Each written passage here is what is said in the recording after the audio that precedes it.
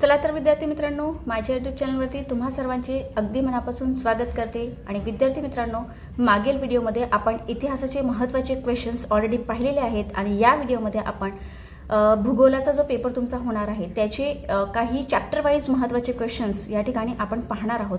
तर बघा, 9 मार्चला इतिहासाचा पेपर होणार आहे आणि त्याच्या अगोदर म्हणजे 7 मार्चला भूगोलाचा पेपर होणार आहे। 8 तारखेला तुमचा गॅप असणार आहे, म्हणजे तुमच्याकडे जास्त दिवस नाही आहेत, ठीक आहे। खूप कमी दिवस आहेत आणि तुम्हाला दोन्ही विषयांचा अभ्यास या ठिकाणी करायचा आहे। तर जेवढे इम्पॉर्टंट क्वेश्चन्स मी इतिहासाच्या व्हिडिओमध्ये दिलेले आहेत आणि त्यानंतर आज जे इम्पॉर्टंट क्वेश्चन मी भूगोलाचे देणार आहे ते सगळे इम्पॉर्टंट क्वेश्चन्स विद्यार्थी मित्रांनो नीट वाचून जायचं आहे, अभ्यास करून जायचं आहे। आणि एक गोष्ट अजून सांगते की बघा, तुम्हाला एक विनंती आहे की तुमच्यासाठी स्पेशली व्हिडिओज बनवले जात आहेत जे आर्ट्सचे विद्यार्थी आहेत। तर प्लीज व्हिडिओला लाईक करा, भरपूर शेअर करा, जेणेकरून तुमच्या मित्रांना सुद्धा हा व्हिडिओ त्यांच्यापर्यंत सुद्धा पोहोचेल। आणि चॅनलला अजूनपर्यंत सबस्क्राईब केलं नसेल तर विद्यार्थी मित्रांनो चॅनलला सुद्धा सबस्क्राईब करून घ्यायचं आहे, कारण तुमचा एक सबस्क्राईब आणि एक लाईक हा माझ्यासाठी खूप मोटिवेशन देतो।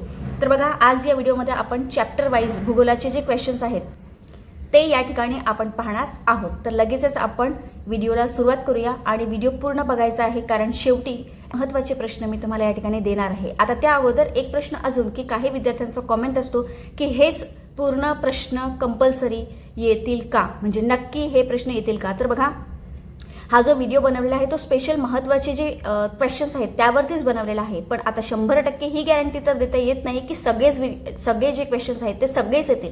पण हो, हे सगळे जे क्वेश्चन्स आहेत ते IMP क्वेश्चन आहेत, म्हणजे या टॉपिकवरती किंवा ह्या क्वेश्चन्सवरती वेगवेगळ्या पद्धतीने तुम्हाला प्रश्न विचारले जाऊ शकतात। म्हणजे ह्याच्यापैकी काही प्रश्न हे अतिशय इम्पॉर्टंट असतील आणि ते परीक्षेमध्ये विचारले जातील। तर 2024-25चे भरपूर असे प्रश्न आहेत जे या व्हिडिओमध्ये मी तुम्हाला देणार आहे, ठीक आहे। तर 100% तर मी सांगू शकत नाही, पण हो, हे सगळे महत्त्वाचे क्वेश्चन्स आहेत आणि जर तुम्ही ह्या टॉपिकवरती नीट अभ्यास करून गेलेत तर तुम्हाला 80+ मार्क्स नक्कीच भेटणार आहेत विद्यार्थी मित्रांनो। तर बघा, 8 या ठिकाणी धडे आहेत, या 8ही धड्यांवरती जे IMP क्वेश्चन्स आहेत ते IMP टॉपिक्स म्हणजे क्वेश्चन वेगवेगळ्या पद्धतीने विचारले जाऊ शकतात, पण IMP जे टॉपिक्स आहेत किंवा क्वेश्चन्स आहेत हे तुम्ही नीट अभ्यास करून जायचं आहे। तर आपण लगेचच सुरुवात करूया। पहिला जो आपला जो धडा आहे, पहिला लेसन आहे लोकसंख्या भाग 1। तर ह्याच्यावरती कोणकोणते इम्पॉर्टंट क्वेश्चन्स आहेत ते आपण या ठिकाणी पाहून घेणार आहोत। आणि स्क्रीनशॉट विद्यार्थी मित्रांनो काढून घ्यायचा आहे, किंवा जर तुम्हाला स्क्रीनशॉट जमत नसेल तर हा जो व्हिडिओ मी बनवत आहे तर त्याचे जे नोट्स आहेत किंवा जे क्वेश्चन्स आहेत, मी आन्सर तर देऊ शकणार नाही, पण हे जे क्वेश्चन्स आहेत हे तुम्हाला मी व्हॉट्सअप चॅनलवरती देऊ शकते, ठीक आहे। तर तिथे जाऊन मला फॉलो करायचं आहे, व्हॉट्सअप चॅनलवरती मी तुम्हाला हे देईन, त्या पद्धतीने मला कॉमेंट करायचं आहे तुम्ही। तर बघा, पहिला जो आहे तो लोकसंख्या भाग 1। आता प्रश्न कशा पद्धतीने विचारले जाऊ शकतात, लोकसंख्या वितरणावर परिणाम करणारे मानवी, आर्थिक व सामाजिक घटक स्पष्ट करा।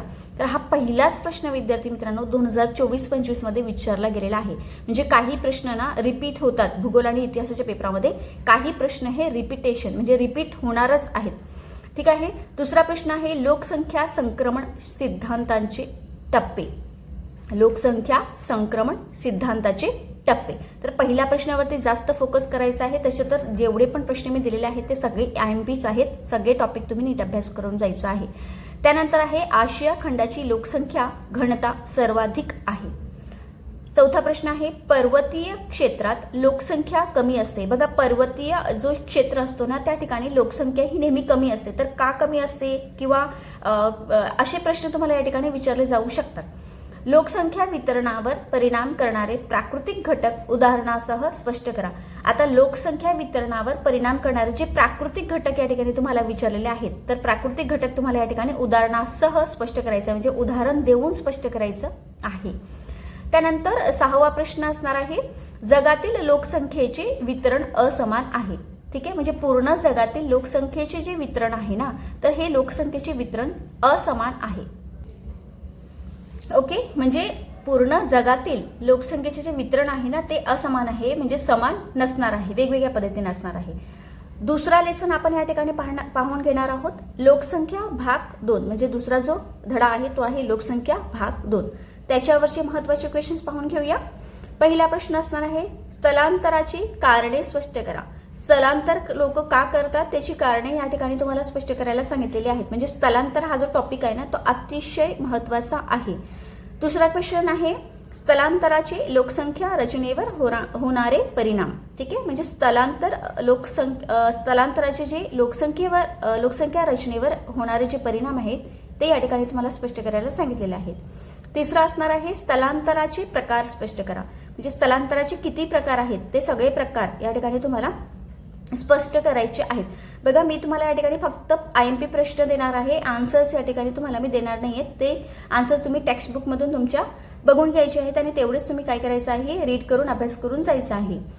चौथा जो प्रश्न असणार आहे स्थलांतरामुळे शहरात अनेक समस्या निर्माण झाल्या आहेत. स्थलांतरामुळे शहरामध्ये अनेक समस्या निर्माण झाल्या आहेत. लोक स्थलांतर करतात ना, म्हणजे गावामधून शहरामध्ये स्थलांतर करतात, तर त्याच्यामुळे काय होतं की शहरामध्ये अनेक समस्या निर्माण होतात. मग त्या समस्या कोणकोणत्या आहेत ते तुम्हाला या ठिकाणी स्पष्ट करायचं आहे. लोकसंख्या मनोरा, तर हा जो टॉपिक आहे तो अतिशय महत्त्वाचा आहे. IMP क्वेश्चनमध्ये सुद्धा ह्याला आपण घेऊ शकतो. लोकसंख्या मनोरा व लिंग गुणोत्तर, तर हा अतिशय IMP टॉपिक आहे. हे तुम्ही नीट अभ्यास करूनच जायचं आहे. महत्त्वाचा क्वेश्चन असू शकतो हा. त्याच्यानंतर आहे स्थलांतर हे नेहमीच कायमस्वरूपी असते असे नाही. ठीक आहे, तर स्थलांतर हा जो प्रकार आहे तो नेहमीच कायमस्वरूपी असणार आहे असं नाही आहे. सातवा जो आहे तो आहे विकसित राष्ट्रामध्ये शेती व्यवसायात गुंतलेल्या लोकांची संख्या कमी आहे. त्याची भौगोलिक कारणे या ठिकाणी तुम्हाला द्यायची आहेत. बघा विद्यार्थी मित्रांनो, स्क्रीनशॉट काढत जायचं आहे, काढून घ्या स्क्रीनशॉट. आपण लगेचच तिसऱ्या धड्याकडे जाऊया. तिसरा जो लेसन आहे तो आहे मानवी वस्ती आणि भूमी उपयोजन. ठीक आहे, हा तिसरा लेसन आहे. IMP प्रश्न आहेत वस्त्यांची आकृतीबंध आणि प्रकार. ठीक आहे, म्हणजे ह्या ठिकाणी ना वस्त्यांची आकृतीबंध तुम्हाला विचारले जाऊ शकतात किंवा त्याचे प्रकार विचारले जाऊ शकतात. त्याच्यानंतर दुसरा आहे ग्रामीण वसाहतींची वैशिष्ट्ये सांगा. ठीक आहे, ग्रामीण वसाहतींची वैशिष्ट्ये सांगा. त्यानंतर आहे नागरी किंवा शहरी वस्त्यांची समस्या, म्हणजे नागरी आणि शहरी वस्त्यांची जी समस्या आहे ना ती या ठिकाणी तुम्हाला विचारण्यात आलेली आहे किंवा विचारली जाऊ शकते पेपरामध्ये. स्क्रीनशॉट काढून घ्यायचा आहे. पुढे जाऊया आपण. तर बघा पुढचा महत्त्वाचा प्रश्न आहे तिसरा प्रश्न, शहरांचे कार्यानुसार किंवा लोकसंख्येनुसार वर्गीकरण. शहरांचे कार्यानुसार किंवा लोकसंख्येनुसार वर्गीकरण तुम्हाला विचारले जाऊ शकतात. त्यानंतर चौथा प्रश्न आहे भूरचनेचा वसाहतीवर कसा परिणाम होतो. भूरचनेचा वसाहतीवर कसा परिणाम होतो. पाचवा प्रश्न आहे सर्वच ग्रामीण वस्तींचे रूपांतर नागरी वस्तीत होतेच असे नाही. सर्वच ग्रामीण वस्तींचे रूपांतर नागरी वस्तीत होतेच असे नाही. सहावा प्रश्न आहे ग्रामीण वसाहतीमध्ये भूमी उपयोजन हे शेतीशी निगडीत असते. म्हणजे ग्रामीण वसाहतीमध्ये ना भूमी उपयोजन हे शेतीशी निगडीत असते, हे तुम्हाला या ठिकाणी स्पष्ट करायचं आहे. चौथ्या लेसनकडे आपण वळूया. प्राथमिक आर्थिक क्रिया. ठीक आहे, हा तुमचा चौथा लेसन आहे. IMP क्वेश्चन्स बघा. भारतामध्ये शेती व्यवसाय मोठ्या प्रमाणामध्ये केली जाते. ठीक आहे, तर हा प्रश्न IMP आहे. ठीक आहे, भारतात शेती व्यवसाय मोठ्या प्रमाणात केली जाते. दुसरा प्रश्न मासेमारी व्यवसायात जपान अग्रेसर आहे. तिसरा प्रश्न मळ्याची शेती फरक किंवा वैशिष्ट्य या ठिकाणी तुम्हाला विचारला जाऊ शकतो. म्हणजे हा जो टॉपिक आहे ना तो फरकसाठी सुद्धा विचारला जाऊ शकतो किंवा वैशिष्ट्यांसाठी सुद्धा विचारला जाऊ शकतो. ठीक आहे. चौथा प्रश्न आहे शेतीचे प्रकार व त्यांची वैशिष्ट्ये. ह्याच्यामध्ये सुद्धा तुम्हाला फरकासाठी हा विचारला जाऊ शकतो. म्हणजे फरकाच्या क्वेश्चनमध्ये हा तुम्हाला प्रश्न विचारला जाऊ शकतो. फरक स्पष्ट करा म्हणून शेतीचे प्रकार आणि त्याची वैशिष्ट्ये. ठीक आहे, त्याचा फरक स्पष्ट या ठिकाणी तुम्हाला करायचं आहे. आणि पाचवा प्रश्न असणार आहे शिकारीवर बंदी घालण्यात आली आहे. ठीक आहे, तर स्क्रीनशॉट काढून घ्यायचा आहे. चला आपण पाचव्या लेसनकडे जाऊया. तर बघा पाचवा लेसन आहे द्वितीयक आर्थिक क्रिया. आता ह्याच्यामध्ये कोणकोणते प्रश्न आहेत. पहिला प्रश्न असणार आहे साखर उद्योगावर परिणाम करणारे घटक. ठीक आहे, साखर उद्योगावर परिणाम करणारे घटक तुम्हाला या ठिकाणी पाठ करून जायचे आहेत. दुसरा प्रश्न आहे उद्योगाचे वर्गीकरण. तिसरा आहे वाहतुकीची उद्योगाच्या विकासातील भूमिका. चौथा आहे उद्योगाच्या स्थानिकीकरणावर परिणाम करणारे घटक. पाचवा प्रश्न आहे प्राथमिक व्यवसाय आणि द्वितीयक व्यवसाय. आता हा प्रश्न सुद्धा IMP आहे, प्राथमिक व्यवसाय आणि द्वितीयक व्यवसाय. ठीक आहे, तर हा वेगवेगळ्या पद्धतीने तुम्हाला विचारला जाऊ शकतो. त्यानंतर रत्नागिरी आणि सिंधुदुर्ग, म्हणजे कोकणातील जी रत्नागिरी आहे, तर कोकणातील रत्नागिरी आणि सिंधुदुर्ग जिल्ह्यात अनेक फळ प्रक्रिया उद्योग स्थापित झालेले आढळतात. ठीक आहे, तर ह्याच्यावरती सुद्धा प्रश्न विचारला जाऊ शकतो. 7वा प्रश्न आहे धनबाद लोह पोलाद कारखाने. तर हा सुद्धा अतिशय महत्त्वाचा टॉपिक असणार आहे. त्यानंतर बघा हा 6वा लेसन आहे. ह्याच्यामध्ये महत्त्वाचे प्रश्न कोणकोणते असणार आहेत? तृतीयक आर्थिक क्रिया.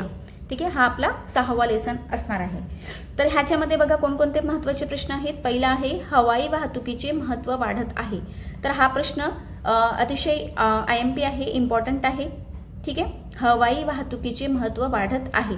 तर नीट हे सगळे जे मी क्वेश्चन्स तुम्हाला दिलेले आहेत ना, किंवा मी देत आहे, हे सगळे जे क्वेश्चन्स आहेत त्या सगळ्यांची उत्तरं तुम्हाला नीट अभ्यास करून जायचे किंवा पाठ करून जायचं आहे.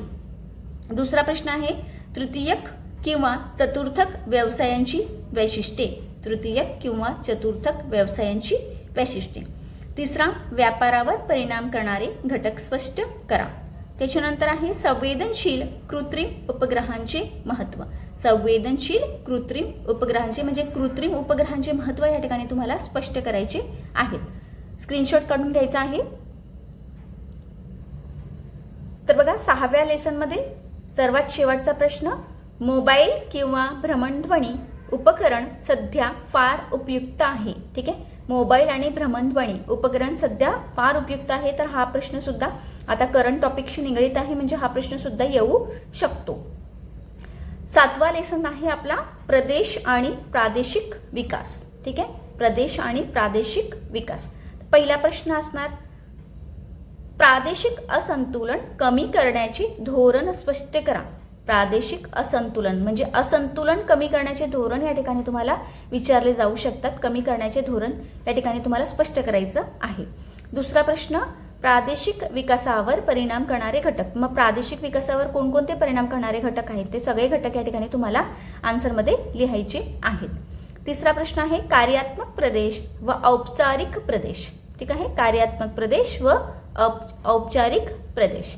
चौथा प्रश्न आहे संसाधनाची साधने असलेले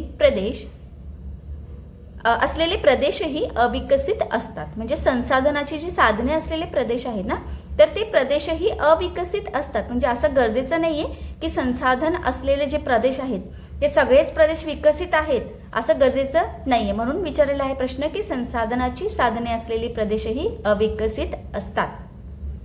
5वा प्रश्न आहे प्राकृतिक प्रदेश आणि राजकीय प्रदेश. त्याच्यानंतर आहे निरक्षरता व दारिद्र्य यासारख्या घटकांचा प्रादेशिक विकासावर परिणाम होतो. निरक्षरता व दारिद्र्य यासारख्या घटकांचा प्रादेशिक विकासावर काय होतो? परिणाम होतो. हे स्पष्ट करायचं आहे या ठिकाणी तुम्हाला. 7वा प्रश्न असणार आहे भारतातील प्रादेशिक असंतुलनाची कारणे स्पष्ट करा. म्हणजे या ठिकाणी ना प्रादेशिक असंतुलनाची जी कारणे आहेत तर ती ही कारणे तुम्हाला या ठिकाणी स्पष्ट करण्यासाठी विचारला जाऊ शकतो प्रश्न. ठीक आहे, आणि आपला शेवटचा या ठिकाणी लेसन असणार आहे. तर शेवटचा लेसन आहे भूगोल, स्वरूप व व्याप्ती. मग ह्याच्यावरती इम्पॉर्टंट प्रश्न पाहून घेऊया आपण. ठीक आहे, मागील 7व्या लेसनचे स्क्रीनशॉट जर काढला नसेल तर परत एकदा दाखवून देते, म्हणजे स्क्रीनशॉट तुम्हाला काढता येईल, किंवा तुम्ही व्हॉट्सअप चॅनलवरती जाऊन हे जे प्रश्न आहेत ते मी तुम्हाला त्या ठिकाणी देणार आहे, तर जाऊन फॉलो करायचे आहे आणि प्रश्न घेऊन घ्यायचे आहेत आणि अभ्यास करायचा आहे. तर बघा 8वा भूगोल, स्वरूप व व्याप्ती. तर पहिला प्रश्न आहे निसर्गवाद आणि संभाव्यवाद. निसर्गवाद आणि संभाव्यवाद. दुसरा आहे प्राकृतिक भूगोल आणि मानवी भूगोल. प्राकृतिक भूगोल आणि मानवी भूगोल. तिसरा आहे भूगोल विषयाचे स्वरूप स्पष्ट करा. म्हणजे भूगोल विषयाचे तुम्हाला काय करायचं आहे, पूर्ण स्वरूप या ठिकाणी स्पष्ट करायचं आहे. चौथा असणार आहे भूगोल अभ्यासकांची कौशल्य स्पष्ट करा. आणि 5वा आहे भूगोलाचा इतर विषयांशी असलेला संबंध स्पष्ट करा. ठीक आहे, तर स्क्रीनशॉट काढून घ्यायचा आहे. आता हे जे क्वेश्चन्स मी तुम्हाला या ठिकाणी दिलेले आहेत विद्यार्थी मित्रांनो, तर हे क्वेश्चन मी ओव्हरऑल सगळ्या प्रश्नांशी निगडीत हे प्रश्न मी तुम्हाला दिलेले आहेत. त्याच्यामध्ये ऑब्जेक्टिव्हसुद्धा आले, फरक स्पष्ट करा आले, छोटे प्रश्न, मोठे प्रश्न, नकाशा, म्हणजे जे काही प्रश्न तुम्हाला भूगोलामध्ये विचारले जाणार आहेत तुमच्या प्रश्नपत्रिकेमध्ये त्याच्याशी संबंधित हे सगळे टॉपिक्स मी तुम्हाला दिलेले आहेत. ठीक आहे, म्हणजे हाच प्रश्न येणार असं मी सांगू शकत नाही, पण या टॉपिकशी निगडीत तुम्हाला ऑब्जेक्टिव्ह प्रश्न विचारला जाऊ शकेल किंवा मोठा प्रश्न विचारला जाऊ शकेल किंवा इतर फरक स्पष्ट करा अशा पद्धतीने तुम्हाला प्रश्न विचारले जाऊ शकतात. म्हणजे ओव्हरऑल प्रश्नपत्रिकेमध्ये जेवढे पण पॅटर्नमध्ये तुम्हाला प्रश्न दिलेले आहेत ते सगळे पॅटर्नचे प्रश्न ह्या ठिकाणी ह्याच्याशी संबंधित असणार आहे, जे मी तुम्हाला या ठिकाणी आज प्रश्न दिलेले आहेत. हे जर तुम्ही टॉपिक्स हे जे प्रश्न मी तुम्हाला दिलेत हे जर तुम्ही नीट अभ्यास करून गेलेत विद्यार्थी मित्रांनो, तर तुम्हाला 80 पेक्षा जास्त या ठिकाणी मार्क कंपल्सरी पडतील, म्हणजे पडतीलच. आता आपण काही महत्त्वाचे प्रश्न आहेत ते आपण या ठिकाणी शेवटी पाहून घेऊया, जे 2024-25 मध्ये विचारलेले होते. तर पहिला प्रश्न पाहून घ्या, राजकीय प्रदेश व प्रादेशिक प्रदेश. ठीक आहे, हा 2024 मध्ये विचारलेला आहे, राजकीय प्रदेश व प्रादेशिक प्रदेश. त्याच्यानंतर आहे जलवाहतूक व हवाई वाहतूक, 2024 मध्ये विचारलेला आहे. तिसरा भूमी उपयोजन व भूमी आच्छादन, हे 2025 मध्ये प्रश्न विचारलेला आहे. व्यापारातील वाहतुकीची भूमिका 2024 मध्ये सुद्धा विचारलेला आणि 2025 मध्ये विचारलेला. म्हणजे हा प्रश्न अतिशय इम्पॉर्टंट आहे, हा रिपीट होऊ शकतो कारण 2024 मध्ये सुद्धा विचारलेला आहे आणि 2025 मध्ये सुद्धा विचारलेला आहे, व्यापारातील वाहतुकीची भूमिका. देन लोकसंख्या संक्रमण सिद्धांत, हा सुद्धा अतिशय महत्त्वाचा एक टॉपिक आहे. त्याच्यानंतर आहे प्रादेशिक असंतुलन कमी करण्याची धोरणे आणि त्याच्यानंतर शेवटचा असणार आहे निसर्गवाद व संभाव्य वाद. तर बघा विद्यार्थी मित्रांनो, स्क्रीनशॉट काढून घ्यायचा आहे आणि अशा पद्धतीने हे काही IMP क्वेश्चन्स मी देण्याचा प्रयत्न केलेला आहे. आता ह्याच्यापैकी काही क्वेश्चन्स जर नाही आले तर प्लीज दोष देऊ नका, कारण हे फक्त मी एक सगळे IMP टॉपिक्समधून हे निवड केलेले काही महत्त्वाचे प्रश्न आहेत. त्याच्यापैकी काही येऊ शकतात आणि काही नाहीही येऊ शकतात, पण हे सगळे टॉपिक्स त्या प्रश्नांशी रिलेटेड असणार आहेत. आता दुसरा एक महत्त्वाचा मुद्दा तो म्हणजे आता तुमचा जो पेपर आहे भूगोल आणि इतिहास हा सोबतच आहे, म्हणजे फक्त एकच दिवसाचा गॅप आहे आणि तुमच्याकडे आता खूप कमी दिवस राहिलेले आहेत. ठीक आहे, म्हणजे आता तुमच्याकडे फक्त 3 ते 4 दिवस राहिलेले आहेत.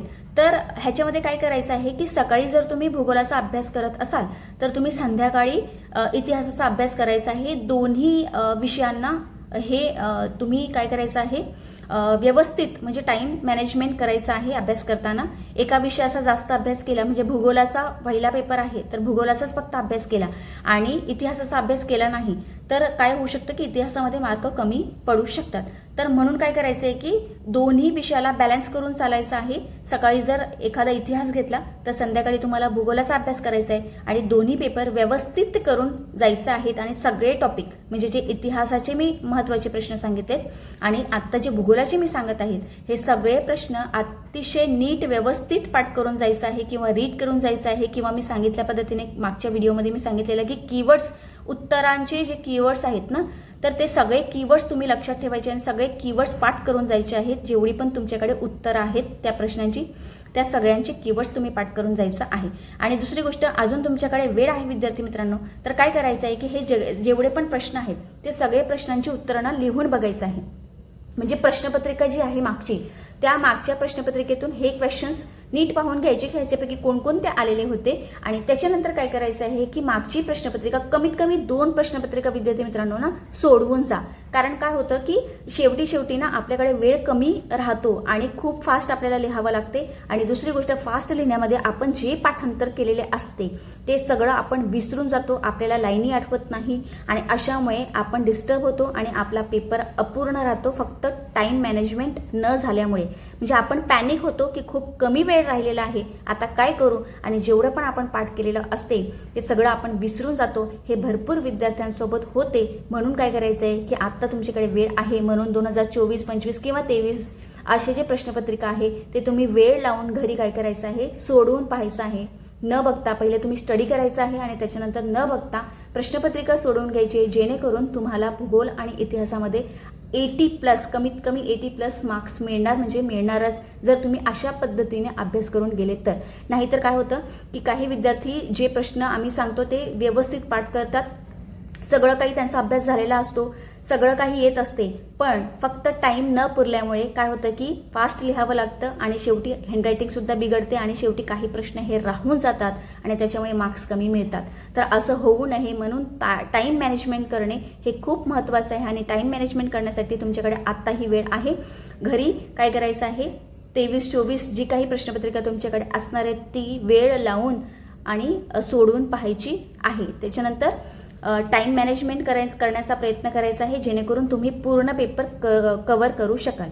तर विद्यार्थी मित्रांनो, हा गायडन्स आणि हा जो व्हिडिओ आहे हा तुम्हाला जर आवडला असेल तर प्लीज आपल्या मित्रांना सुद्धा शेअर करा आणि जास्तीत जास्त विद्यार्थी मित्रांनो तुम्ही तुमच्या मित्रांना हा व्हिडिओ शेअर करण्याचा प्रयत्न करा आणि व्हिडिओला लाईक, शेअर आणि सबस्क्राईब करायला मात्र विसरू नका.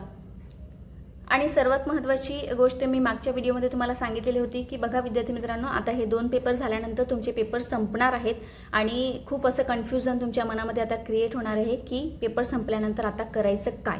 ठीक आहे, तर हा जो कन्फ्युजन आहे तो मी या ठिकाणी तुमचा दूर करण्याचा प्रयत्न करणार आहे. त्याच्यासाठी मी एक करिअर गायडन्स म्हणजे आर्ट्सच्या विद्यार्थ्यांनी पुढे काय करावं, सायन्सच्या विद्यार्थ्यांनी पुढे काय करायला पाहिजे आणि कॉमर्सच्या विद्यार्थ्यांनी पुढे काय करायला पाहिजे, तर अशा पद्धतीने करिअर गायडन्सवरती मी व्हिडिओ बनवणार आहे. म्हणून स्टे कनेक्टेड विथ मी. ठीक आहे, तुम्ही चॅनलला सबस्क्राईब करून घ्यायचं आहे आणि बेल आयकन प्रेस करून घ्यायचं आहे जेणेकरून जेव्हा पण मी करिअर गायडन्सचा जो व्हिडिओ आहे तो मी अपलोड केला की तुम्हाला नोटिफिकेशन भेटून जाईल. ठीक आहे, भेटूया आपण नेक्स्ट व्हिडिओमध्ये विद्यार्थी मित्रांनो आणि तुमच्या सपोर्टसाठी खूप खूप तुम्हाला थँक्यू सो मच. धन्यवाद.